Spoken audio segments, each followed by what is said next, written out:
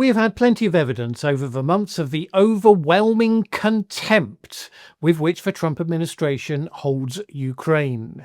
But probably nothing says that better than the fact that, having come up with a draft so-called peace agreement that many are suggesting was drafted predominantly by the Kremlin itself, President Trump went onto social media today to declare that Ukraine leadership has expressed zero gratitude for our efforts.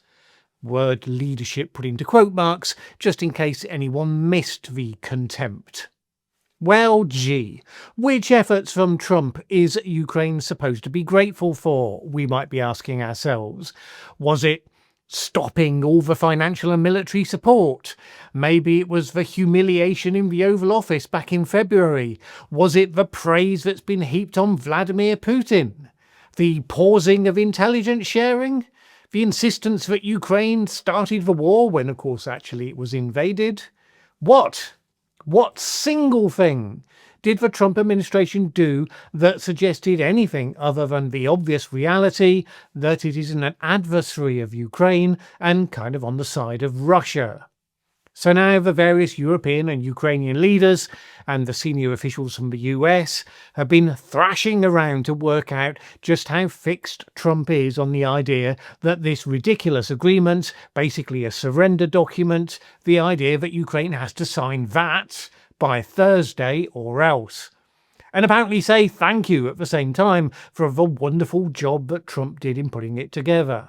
As you may expect, when a bunch of relatively incompetent players are in charge, it's been somewhat chaotic. So Marco Rubio, the Secretary of State, for instance, had initially tried to distance the US from the 28-point plan. Senator Mike Round said that he'd spoken to Rubio and been told, quote, "It is not our recommendation, it is not our peace plan." Indeed, it was suggested it is essentially the wish list of the Russians. Well, that much we kind of already knew. But as soon as that came into the public domain, internal discussions had obviously gone a certain way, and Rubio was suddenly onto X, denying the denial. No, he said, the peace process was authored by the United States. Now, that is entirely believable, given the extremely vague sections and the rather childlike framing of some of the ideas, as I covered in Friday's video. Because, let's face it, if the Russians had done the actual drafting, it would have been more thought through and precise in how it expressed what Russia wanted. So does that mean that it is fixed, and the deadline of Thursday is ticking? Of course not, because that would imply a settled will and some degree of stable process. Instead, Trump said over the weekend that the document was, quote, "not my final offer to Ukraine," very much positioning himself as negotiating on behalf of Russia with Ukraine, just in case anyone still believed or had ever believed that he thought he was negotiating with Russia on behalf of Ukraine.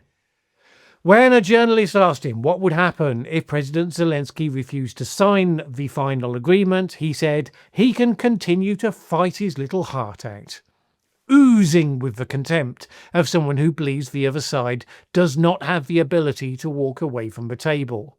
So anyway, meetings have been taking place in Geneva to seek to explore the bounds of Trump's comment that this wasn't necessarily his final offer. Surely both sides know the score by now. If Europeans and Ukrainians are successful in getting the changes that would make it possible, not even palatable, just possible, for Ukraine to say yes, then it won't be acceptable to Moscow. If, on the other hand, it's acceptable to Moscow, it'll be something that Ukraine is not able to sign up to. So the Europeans and Ukrainians are instead grappling with this problem, which, as always, remains unstated in public. What process can we go through? What dialogue can we have that will result in the outcome where Trump is guaranteed the illusion of progress and can be talked down from his sign it or else position? After all, the text is incredibly vague on all sorts of big areas, simply saying there will be discussions and firm decisions will be made. Surely the facts around that vagueness could be used to persuade Trump that more needs to be done or something. The problem they have is that Trump holds them all generally in contempt, some more than others on a personal level, but as a group he sees them all as weak. Which is kind of fair enough. I mean, they keep sucking up to Trump. Not exactly a sign of strength. And Trump is very comfortable being a proxy for Putin, regardless of criticism that may come with that. The only secret weapon I can even think of, and it's so juvenile and stupid but it might just work, would be to get the Nobel Peace Prize Committee to let it be known privately there is no chance of Trump ever getting the Peace Prize if he forces defeat onto Ukraine rather than tries to attempt a just peace.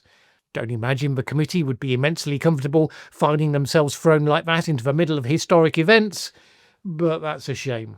The Europeans are clear at least that agreement is not possible on that document as it stands. German Chancellor Friedrich Merz said that he thought agreement on a document might be possible, but clearly not by Thursday. And you could see that process I just described in action with his framing. He said he'd made a proposal that falls short of a complete solution, but could be a first step. That first step could be agreed by Thursday. And that's the likely pitch. Don't offend Trump by telling him his plan is garbage. Tell him it's all very helpful and everyone's so grateful to him for taking the time, blah, blah, wretch.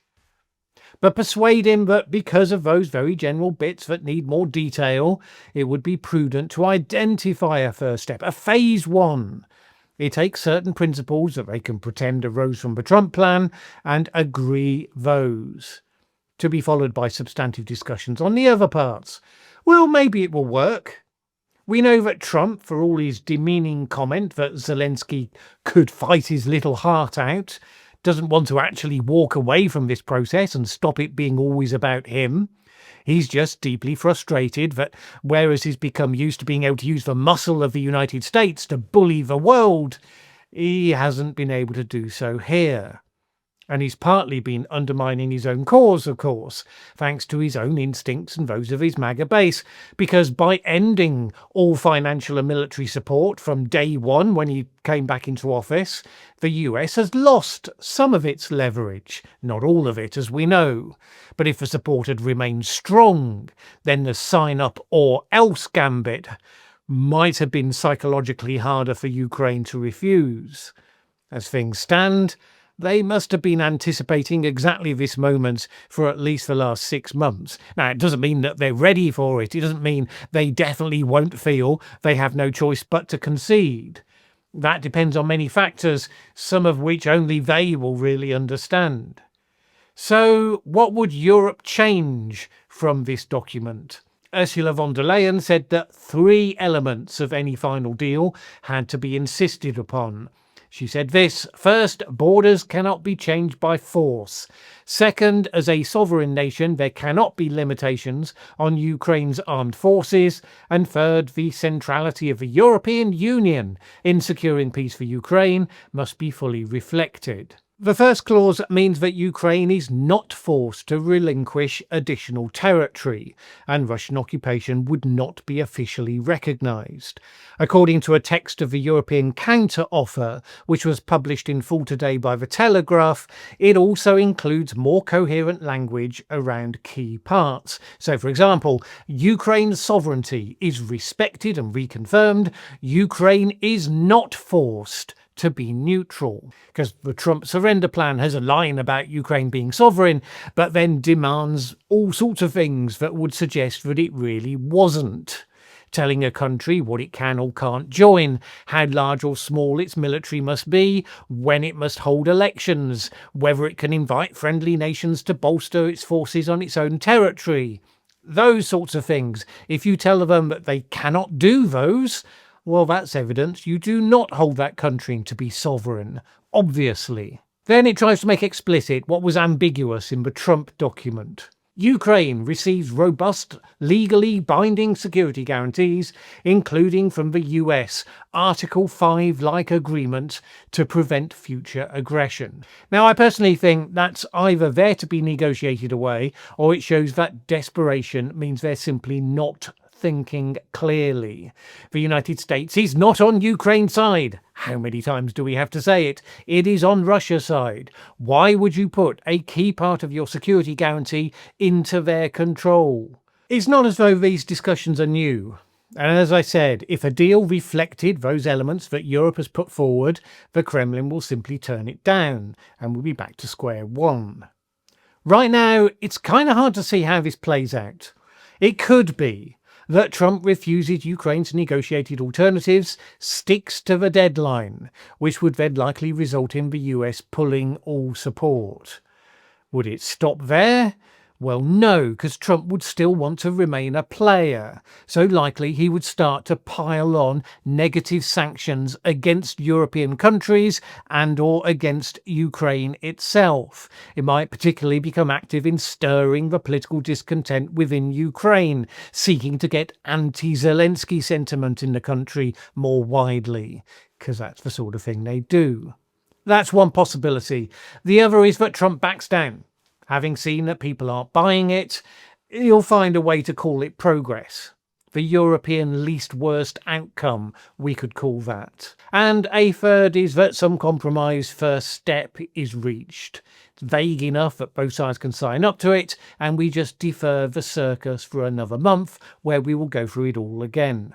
None of those options will erase the utter disgrace of Trump's America seeking to bully an invaded country into surrender in the way that it has just done. One of them will make that disgrace more total, more shameful and long-lasting. Seems we'll know about that by the end of the coming week.